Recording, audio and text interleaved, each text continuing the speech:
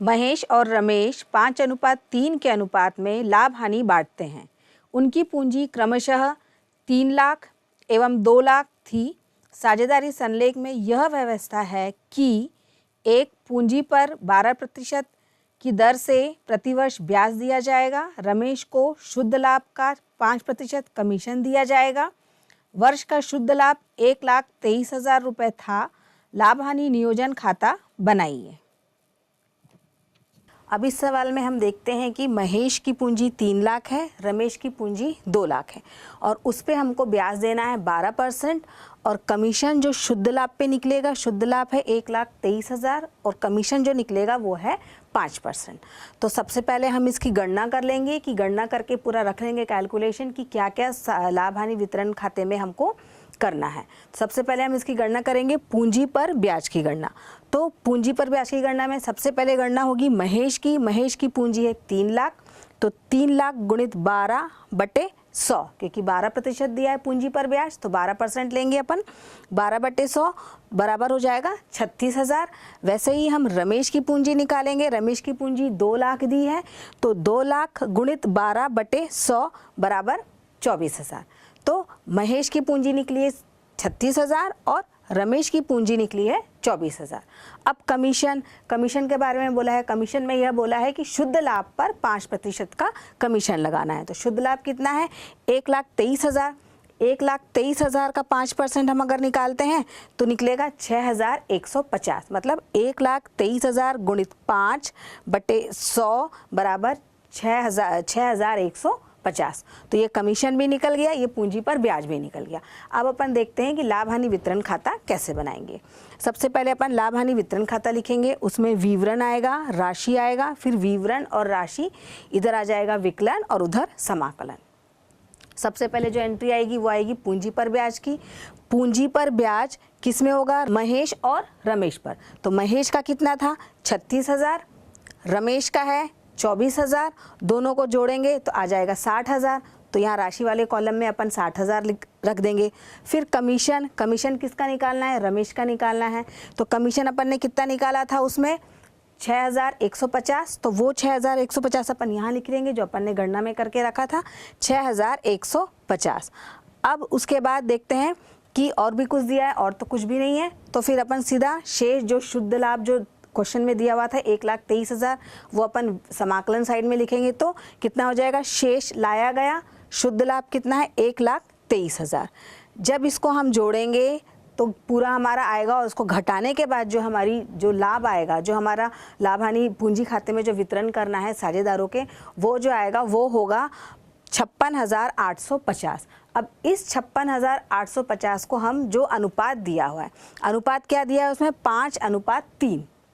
5:3 में हमको 56,850 को बांटना है वो लाभ को। तो कैसे बांटेंगे, ये जो आया है 56,850 शुद्ध लाभ है जिसको हम दोनों में 5:3 और 5:3 में महेश और रमेश में बांटेंगे। तो इसको कैसे बांटा जाएगा, पूंजी अनुपात में 56,850 गुणित 5/8 आएगा 35,531। सेम वैसे ही हम रमेश का करेंगे तो रमेश का कितना होगा 56,850 गुणित 3/8 तो उसका आ जाएगा 21,319। तो ये दोनों को जोड़े तो फिर से आ गया 56,850। तो ये शुद्ध लाभ था जो साझेदारों के पूंजी खाते में हस्तांतरित किया जाएगा। मनीष और गिरीश के साझेदारी समझौता में यह प्रावधान है कि 1. लाभ विभाजन बराबर होगा। 2. मनीष को प्रतिमाह 400 रुपये वेतन दिया जाएगा। 3. गिरीश जो बिक्री विभाग का प्रबंध करता है उसे मनीष का वेतन देने के बाद कमीशन के रूप में शुद्ध लाभ से 10% कमीशन के रूप में प्राप्त होंगे। 4. साझेदारों की स्थिर पूंजी पर 7% की दर से ब्याज देय होगा। 5. साझेदारों के वर्ष भर के आहरणों पर 5% की दर से ब्याज लगाया जाएगा। 6. मनीष एवं गिरीश की स्थिर पूंजी क्रमशः 1 लाख तथा 80,000 रुपये है। उनकी वार्षिक आहरण की रकम 16,000 एवं 14,000 रुपये है। 31 मार्च 2002 को वर्ष की समाप्ति पर लाभ की रकम 40,000 रुपये है। फर्म के लिए लाभ हानि विनियोग खाता तैयार करें।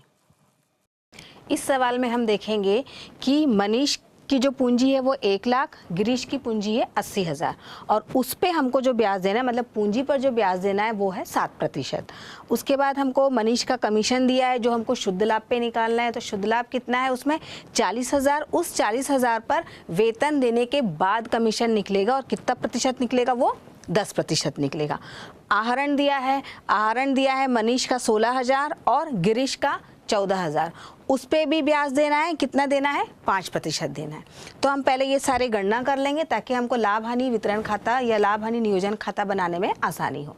तो गणना में सबसे पहले हम लेंगे वेतन कैसे दिया है। मनीष का दिया है 400 रुपये प्रति माह वेतन बोला गया है प्रश्न में।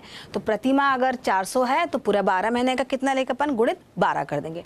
तो मनीष का वेतन कितना हो जाएगा, 400 गुणित 12, ये हो जाएगा 4800। उसके बाद हम आएंगे मनीष के कमीशन पे। कमीशन का कैलकुलेशन करना है तो कमीशन का गणना कैसे करना है, वेतन देने के बाद शुद्ध लाभ पे करना है। मतलब शुद्ध लाभ जो भी है उस पर हम पहले वेतन देंगे, उसके बाद जो बचेगा उस पर हम निकालेंगे कमीशन।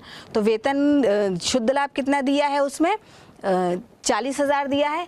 40,000 में से हम वेतन को घटा देंगे। वेतन कितना दिया, 48,000। जब हम 40,000 में से 48,000 को घटाएंगे तो उसमें आ जाएगा आपका 35,200। अब इस 35,200 पर हम निकालेंगे कमीशन, कितना प्रतिशत, 10%। तो कमीशन कैसे निकलेगा, 35,200 गुणित 10 बटे 100 आ जाएगा 3520 रुपये। ये हो जाएगा कमीशन जो मिलेगा गिरीश को मिलेगा। उसके बाद देखते हैं पूंजी पर ब्याज। पूंजी पर ब्याज देना है। पूंजी पर ब्याज कितना देना है, 7%। पूंजी कितनी दी है, मनीष की पूंजी दी है यहाँ पर 1 लाख। तो 1 लाख का 7% 7,000 हो जाएगा। मतलब 1 लाख गुणित 7 बटे 100 हो जाएगा 7,000।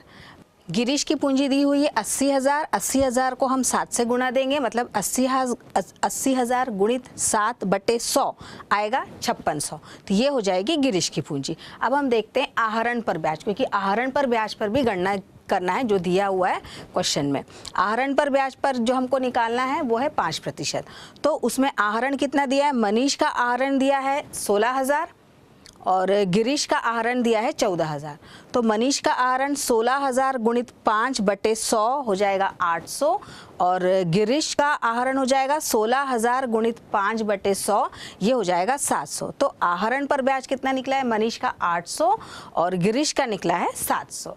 अब सारा हमने यहाँ पे गणना कर लिया, सारा कैलकुलेशन कर लिया। अब हम देखते हैं लाभ हानि वितरण खाता कैसे बनाएंगे। लाभ हानि वितरण खाता में वैसे ही फॉर्मेट बनेगा जैसे पहले बना था, विवरण राशि विकलन और समाकलन। अब सबसे पहले हम लिखेंगे यहाँ पर वेतन। तो वेतन किसको मिल रहा है, मनीष को मिल रहा है। मनीष का वेतन हमने कैलकुलेट किया था 400 गुणित 12 आया था 4800। तो 4800 हम राशि के कॉलम में लिख देंगे। उसके बाद कमीशन किसको मिल रहा था, गिरीश को मिल रहा था। तो कमीशन गिरीश का कितना था, शुद्ध लाभ पर देना था और वेतन देने के बाद, मतलब शुद्ध लाभ में से हम पहले वेतन घटाएंगे फिर कमीशन देंगे जो हमने कैलकुलेट करा था पहले। तो कमीशन कितना आया था, उसका कमीशन आया था 3520 रुपये। अब हम देखते हैं पूंजी पर ब्याज। पूंजी पर ब्याज हमने गणना किया था तो मनीष की पूंजी पर ब्याज कितना आया था 7,000 और गिरीश की पूंजी पर ब्याज आया था 5600। जब दोनों को हम जोड़ेंगे, दोनों को ऐड करेंगे तो आ जाएगा 12,600। अब यहाँ हमने कर लिया। अब हम यहाँ पे चलते हैं कि शुद्ध लाभ क्या था। तो शेष लाया गया में शुद्ध लाभ कितना था, 40,000। शुद्ध लाभ जो भी शेष लाया गया में जो भी शुद्ध लाभ था वो था 40,000। फिर आहरण पर ब्याज की भी गणना हमने की थी, किस पे की थी, मनीष पर और गिरीश पर। तो मनीष पर आहरण पर ब्याज जो था 800 रुपये और गिरीश पर जो आहरण पर जो ब्याज था वो 700 रुपये। जब दोनों को जोड़ेंगे तो 1500 आएगा। तो यहाँ आ गया 40,000, 1500 और यहाँ पर आपका आया 4800, 3520 रुपये और 12,600 रुपये। जब इन दोनों को जोड़ा तो समाकलन साइड आया था 41,000 500 और विकलन साइड आया था 20,920 आएगा जब इस सबको जोड़ेंगे, और इससे जब घटाएंगे तो वो आ जाएगा हमारा शुद्ध लाभ। घटाने के बाद आया है 20,580। अब यहाँ पे ये बोला गया है इस प्रश्न में कि लाभ को बराबर दोनों में बांटना है, मतलब 20,580 को हम बराबर बांटेंगे, यानी 2 से उसको भाग दे देंगे। जब 2 से भाग देंगे तो मनीष के हिस्से में आएगा 10,290 और गिरीश के हिस्से में भी उतना ही आएगा 10,290। राजेश और सुनील एवं तरुण साझेदार हैं जो लाभ हानि 1/2 अनुपात 1/4 अनुपात 1/4 के अनुपात में बांटते हैं। उनकी पूंजी क्रमशः 12,000, 8,000 और 6,000 रुपये है। पूंजी पर 5% ब्याज दिया जाता है तथा आहरण पर 5% ब्याज लिया जाता है। तरुण 3,000 रुपये वार्षिक वेतन पाता है। सुनील कुल बिक्री पर 1% कमीशन पाता है। वर्ष 2011 का लाभ समायोजन के पूर्ण 11,500 था। कुल विक्रय 1,40,000 रुपये था। आहरण पर 4,000, 56,000 और 6,000 थे, जिन पर क्रमशः 80, 100 और 120 रुपये ब्याज हुआ। लाभ हानि विवरण खाता बनाइए। इस प्रश्न में दिया है कि राजेश, सुनील और तरुण ये 3 साझेदार हैं और तीनों की पूंजी दी हुई है। राजेश की पूंजी है 12,000, सुनील की पूंजी है 8,000 और तरुण की पूंजी है 6,000 और उस पर जो ब्याज लगना है वो है 5%। इसके अलावा इसमें वेतन निकाल के दिया हुआ है 3,000 जो तरुण को मिलेगा और उसके अलावा कमीशन मिलेगा किसको, सुनील को, जो 1% मिलेगा पूरा जितना भी उसने सेल किया है उस पर, और उसका जो सेल दिया है वो है 1,40,000, मतलब 1,40,000 जो सेल थी उस पर 1% उसको मिलेगा कमीशन। अब यहाँ पर आहरण पर ब्याज की गणना नहीं करना है क्योंकि वो वैसे ही प्रश्न में निकाल कर दिया है। तो राजेश की है 80 रुपये, सुनील की है 100 रुपये और तरुण की है 120 रुपये। तो यहाँ पर ये कुछ चीज़ें जो पहले से निकाल के दी गई है जिसकी हमको गणना नहीं करनी है। गणना अगर हमको करनी है तो वो है पूंजी पर ब्याज की गणना करेंगे हम। पूंजी पर ब्याज की गणना कैसे करेंगे, राजेश की पूंजी 12,000 है और उस पर हमको 5% का ब्याज देना है, तो 12,000 गुणित 5/100 हो जाएगा 600। सेम वैसे ही सुनील की पूंजी पर ब्याज निकालेंगे। सुनील की पूंजी है 8,000, तो 8,000 गुणित 5/100 ये आपका हो जाएगा 400 रुपये। तरुण की पूंजी 6,000 है, तो 6,000 गुणित 5/100 ये हो जाएगा 300 रुपये। तो यहाँ पर तीनों की पूंजी निकल गई। राजेश की पूंजी 600 निकली है, सुमित की पूंजी 400 और तरुण की पूंजी 300 रुपये निकली है। एक चीज़ और यहाँ पे नहीं दी है वो है कि लाभ हानि का जो अनुपात है 1/2, 1/4 और 1/4 के अनुपात में बांटना है। तो ये पुराना लाभ हानि अनुपात है। हम अभी नया अनुपात निकालेंगे। नया अनुपात निकालने के लिए सबसे पहले क्या करेंगे अपन, एलसीएम निकालेंगे, मतलब लघुत्तम निकालेंगे। एलसीएम कैसे निकलेगा, 2, 4 और 4, मतलब जो भी डिनोमिनेटर्स नीचे जो दिया हुआ 1/2, 1/4 और 1/4, तो उसमें 2, 4 और 4 तीनों में जब एलसीएम निकालेंगे, लघुत्तम निकालेंगे तो वो 4 आएगा। फिर उस 4 को हम गुणा भाग करेंगे तो ऊपर आएगा 2:1:1, मतलब कि 1/2 में से 2 को हम भाग देंगे 4 से तो कितना आ जाएगा, 2 आएगा। फिर उस 2 को हम गुणा करेंगे 1 से तो वो आपका 2 आ जाएगा। वैसे ही 1/4 में से 4 को हम भाग देंगे यहाँ पर 4 से तो 1 आएगा। फिर इस 1 को गुणा करेंगे ऊपर तो 1 आ जाएगा। सेम वैसे 1/4 जो कि सुनील का है, तरुण का अनुपात है, तो उस 4 को भी हम अगर भाग देंगे इस 4 से एलसीएम से तो 1 आएगा। फिर इस 1 को हम उसी तरुण के ही ऊपर जो लिखा है न्यूमरेटर्स उससे 1 से अगर गुणा करेंगे तो वो 1 आ जाएगा। तो नया अनुपात इसमें क्या होगा, 2:1:1। अब जो भी लाभ हानि का विभाजन होगा वो इसी अनुपात में होगा, 2:1:1 में। अब हम देखते हैं कि ये प्रश्न किस प्रकार से बनेगा। सबसे पहले हम ले लेंगे पूंजी पर ब्याज। पूंजी पर ब्याज की हमने गणना की थी, किस को मिलेगा, राजेश, सुनील और तरुण को। तो राजेश की पूंजी हमने निकाली थी 600 रुपये, सुमित की पूंजी निकाली थी हमने 400 रुपये और तरुण की पूंजी निकाली थी 300 रुपये। जब इन तीनों को जोड़ेंगे तो 1300 आएगा, जो हम राशि के कॉलम में डाल देंगे। अब उसके बाद वेतन वहाँ पर दिया हुआ है तरुण को कितना, 3,000 रुपये। वैसे ही निकाल के दिया हुआ है कि वार्षिक वेतन 3,000 है, तो 3,000 हम सिंपल सा यहाँ पे डाल देंगे। उसके बाद कमीशन, कमीशन बोला था कि शुद्ध लाभ पर, शुद्ध सेल पर, टोटल सेल पर जो भी है, पूर्ण जो सेल है उस पर 1%। तो 1,40,000 का हमने जब 1% सेल निकाला था तो वो आया था 1400। तो यहाँ पे आ जाएगा कमीशन सुनील का 1400। ठीक, अब यहाँ पर हम शेष लाया गया, मतलब शुद्ध लाभ। तो शुद्ध लाभ कितना दिया है अपने प्रश्न में? शुद्ध लाभ प्रश्न में दिया है 11,500। तो शुद्ध लाभ को हम यहाँ पे डाल देंगे 11,500। अब उसके बाद आहरण पर ब्याज, जो प्रश्न में वैसे ही निकाल के दिया हुआ है, तो हमको आहरण पर ब्याज की गणना करने की ज़रूरत नहीं है। तो आहरण पर ब्याज तीनों पे कितना था?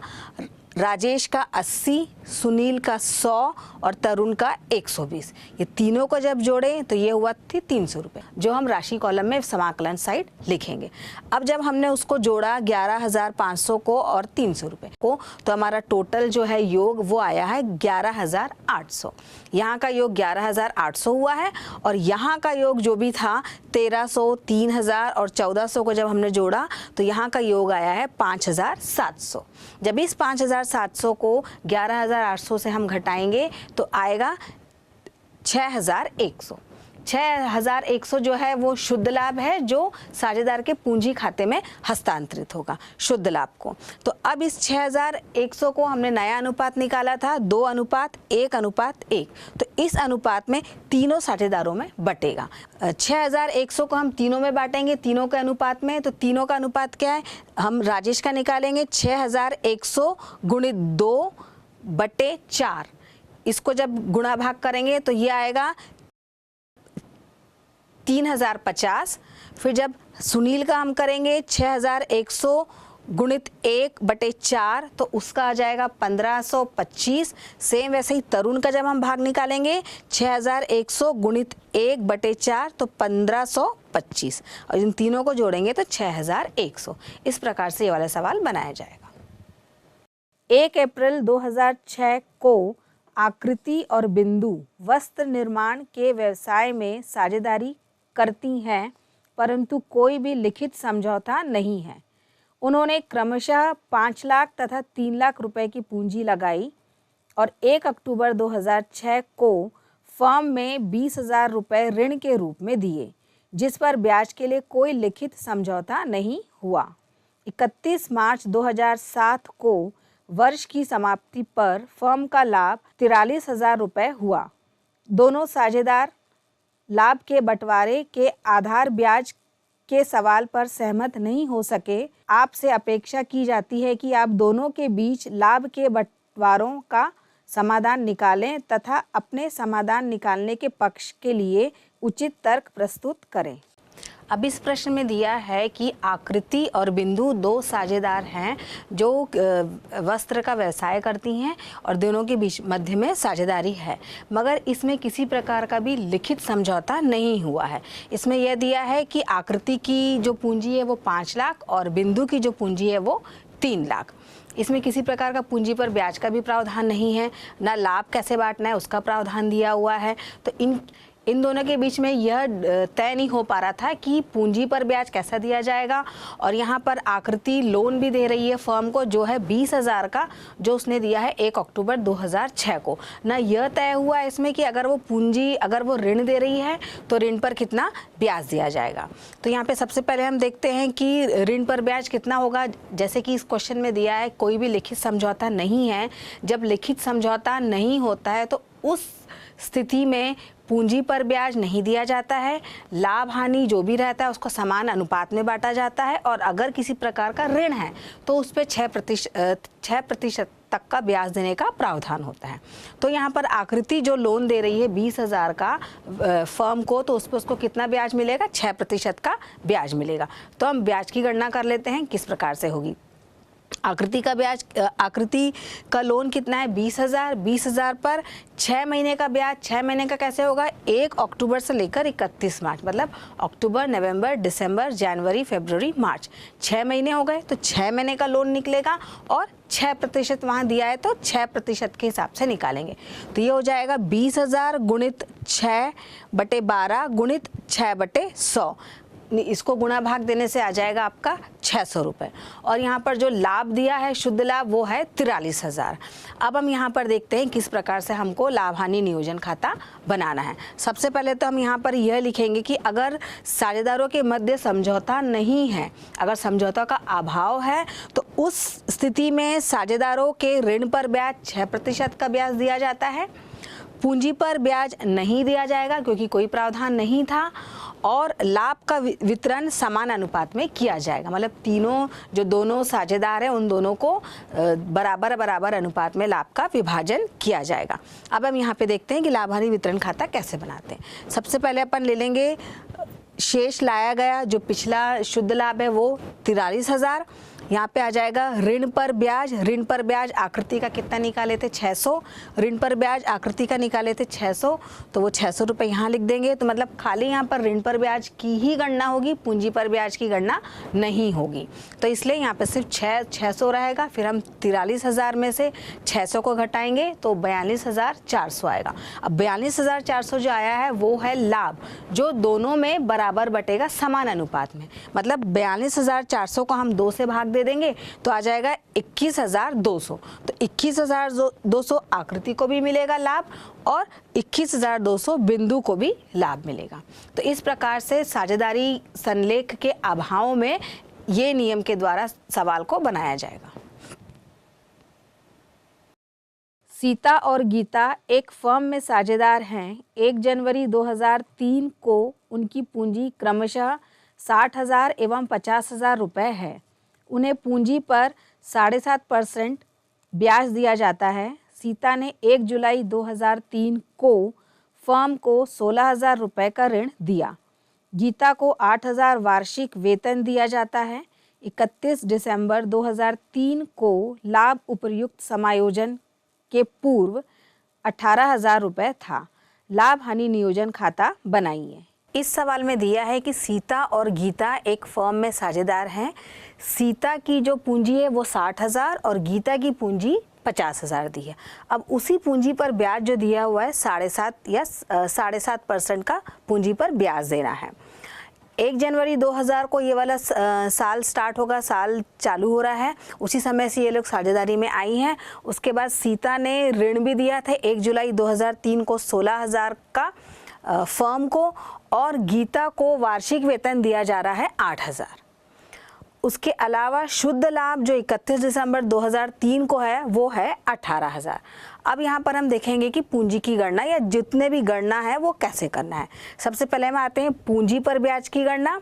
पूंजी पर ब्याज हम सीता का निकालेंगे। यहाँ पर दिया है कि 7.5% से हमको पूंजी पर ब्याज देना है, तो सीता का जो पूंजी है वो है 60,000। 60,000 गुणित 15/2 गुणित 100, मतलब ये कि 7.5% को हमने 15/2 में कन्वर्ट कर लिया है। तो ये गुणा भाग देने के बाद आता है 4,500। वैसे ही गीता की पूंजी 50,000 है, तो 50,000 गुणित 15/2 गुणित 100 बराबर 3,750। यहाँ पर सीता की पूंजी निकल गई, गीता की पूंजी निकल गई। अब हम देखते हैं ऋण पर ब्याज की गणना कैसे करना है। इस सवाल में जैसे साझेदारी संलेख के बारे में नहीं दिया है, इनके मध्य में साझेदारी संलेख अनुबंध हुआ है कि नहीं हुआ है, तो उस स्थिति में ऋण पर जो ब्याज दी जाएगी वो 6% देने का प्रावधान होता है अगर साझेदारी संलेख का अभाव हो तो उस दशा में ऋण पर ब्याज सीता को मिलेगा। सीता दे रही है ऋण पर ब्याज सीता को मिलेगा क्योंकि सीता 16,000 का ऋण दे रही है फर्म को। तो कितना ऋण दिया, उस 16,000 दिया, तो 12,000 गुणित 6/12। हम 6/12 क्यों ले रहे हैं, क्योंकि उसने 1 जुलाई 2003 को ऋण दिया है, तो जुलाई से लेकर दिसंबर तक 6 महीने हो जाएंगे, इसलिए 6/12 दिया है। और प्रतिशत वहाँ पे 6% होगा, इसलिए 6/100। जब इसको हम गुणा भाग करेंगे तो 480 आएगा, जो ऋण पर ब्याज किसको मिलेगा, सीता को मिलेगा।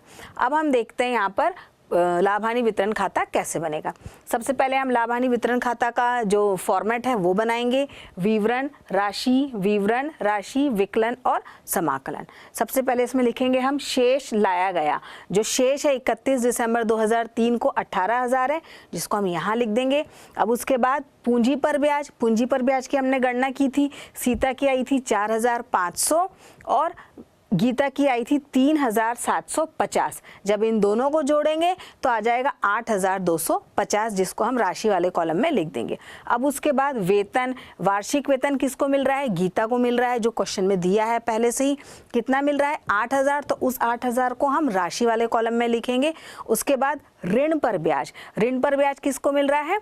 सीता को मिल रहा है। तो सीता पर ऋण का ब्याज हमने जब गणना किया था तो कितना निकला था?